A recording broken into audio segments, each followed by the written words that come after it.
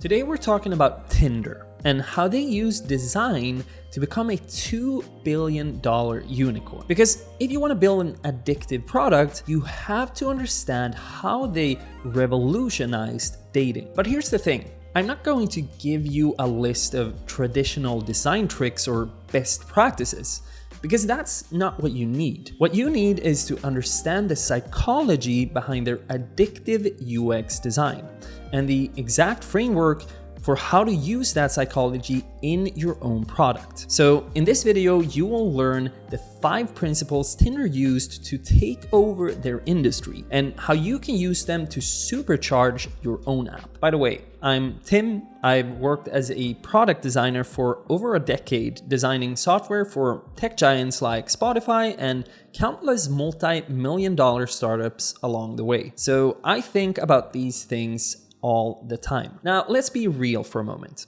All great products are basically like drugs, but legal ones. They don't just solve problems, they create habits.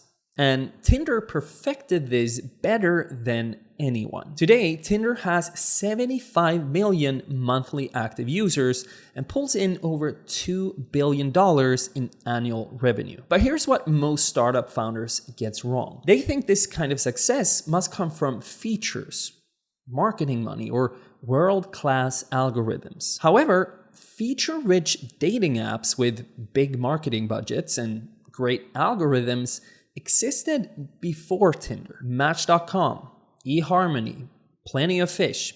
These are just a few who had all of the above and much longer track records. Match.com in particular had almost a 20-year head start.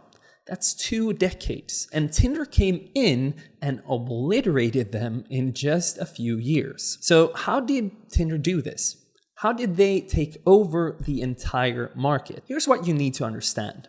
Tinder won with psychology, not technology. They didn't build a better dating algorithm.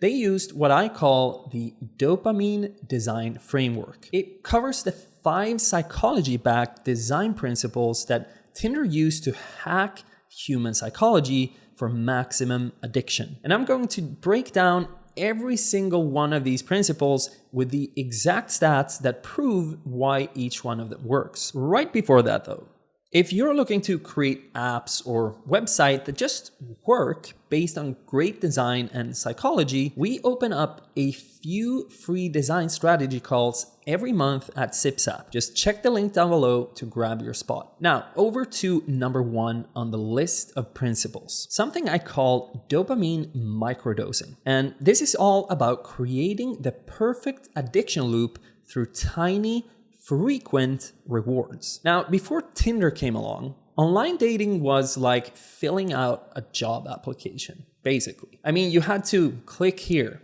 type there, read these super long profiles, send carefully crafted messages, and just hope for a response. But then Tinder turned all of that chaos into one simple gesture.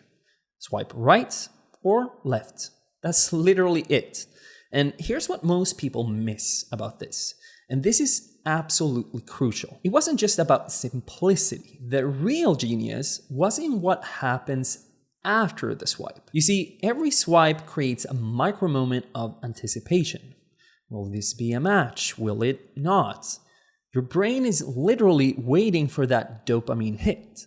And Tinder controls exactly when you get it. Think about it this way. Right swipe equals hope and possibility. But then there's that split second of uncertainty. Left swipe equals power and control, but you're still wondering about the next card. And when you do get a match, boom, a massive dopamine release. But here's the genius part. They don't give you matches all the time. They give you just enough to keep you hooked, but not so many that you get bored. It's literally like a slot machine, but for dating. And the result of this dopamine engineering is a staggering 1.6 billion swipes per day. That's more swipes per day than the number of new app downloads across all app stores in an entire week, all from one simple gesture that triggers the perfect addiction loop. So this dopamine microdosing is exactly how you hook users and keep them coming back for more. But that's just the beginning of Tinder's psychological mastery. Principle number 2 is called onboarding to aha moments, which is all about getting users to their first big win in under 60 seconds. Most apps make you work before you get any value. Sign up, fill out detailed profiles, upload multiple photos, verify your email, answer personality questions. By the time you're done, you've forgotten why you even downloaded the freaking app in the first place. So here's the problem with traditional onboarding. Every extra step will make you lose a chunk of users, which means that before people can even reach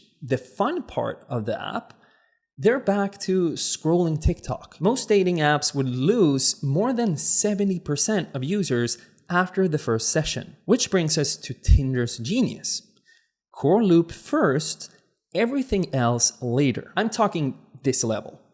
Facebook login, grab your photos automatically, start swiping. All done in under a minute. Users reach that aha moment and get their first dopamine hit super quickly.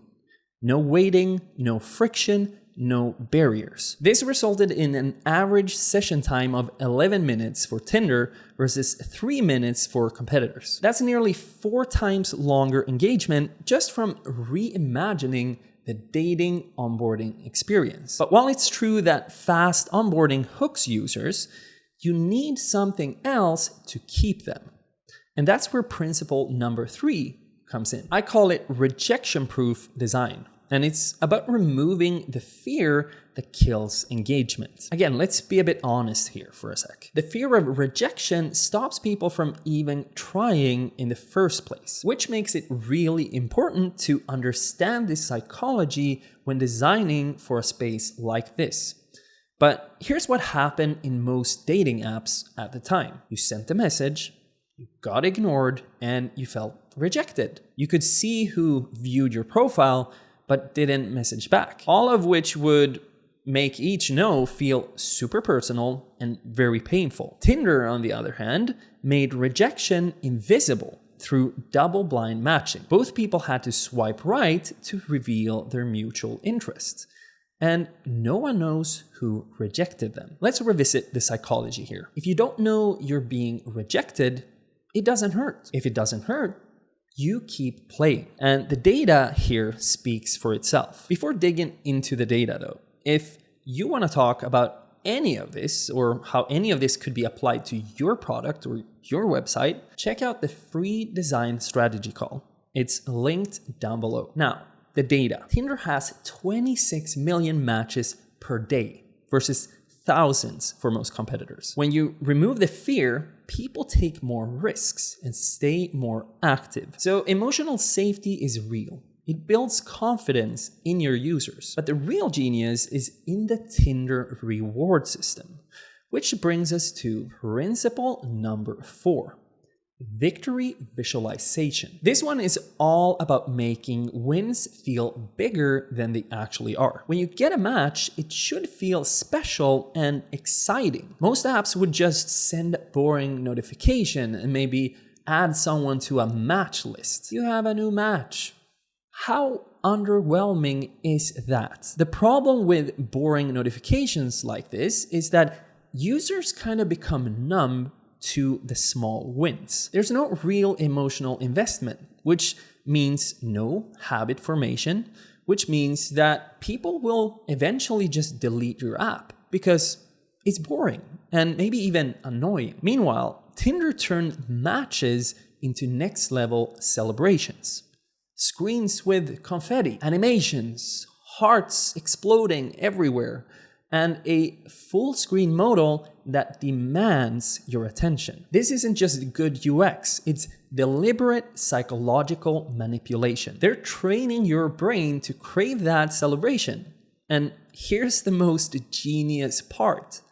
These celebration screens became the most screenshot-worthy app screens of the entire 2010s. Users were basically doing free marketing for Tinder every time they share their matches on social media. Yes, you heard me right. That's free viral marketing built right into the core user experience. Absolutely fudging genius. Now, while visual rewards create habits, the final piece is where Tinder really make their money. I call this principle value-first monetization. And it's about making people pay for more of what they already love. Most apps shove premium features down your throat, either immediately or in the wrong moments. We all experience these pop-ups, paywalls, constant interruptions daily. And that's what kills most freemium apps, because users feel tricked and even manipulated. They pay once, then they just churn immediately and they're gone forever. Tinder, on the other hand, waited until users were already addicted and then only showed premium features contextually. Already getting matches? Here's Tinder Boost to get 10 times more matches. Curious about who likes you? Here's Tinder Gold to see matches before matching. Don't want to miss your shot? Here's Super Likes to get your chance at the best ones. With these, they never interrupt the core experience, they enhance it. And the result is quite crazy. 9.6 million paying subscribers generating over $2 billion in annual revenue. It's crazy. And it's also safe to say that when the upsell actually delivers value in the right moment, people are happy to pay for it. So to recap, Tinder's $2 billion formula comes down to 5 psychological design principles. Number 1, dopamine microdosing. Create addiction loops through frequent small rewards. Number 2, onboarding to aha moment. Provide core value in under 60 seconds. Number 3, rejection-proof design. Remove the fear that kills engagement.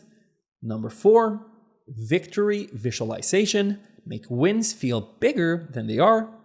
And number 5, value-first monetization. Earn the right to ask for money in the right moments. And here's the bigger lesson. Your product success isn't about having the best features. It's about understanding human psychology and designing for addiction in a good way and a moral way, of course. Now, if you found this breakdown helpful and you're wondering, again, maybe you might be wondering how this might apply to your product or your business, for the last time, we open up a couple of free design strategy calls each month. Just check the link down below. Also, if you like this video, you'll probably love this one somewhere here, where I cover how Duolingo, Revolut, and Phantom use emotional design to beat their competition. Now, with that, until the next one, have a great life.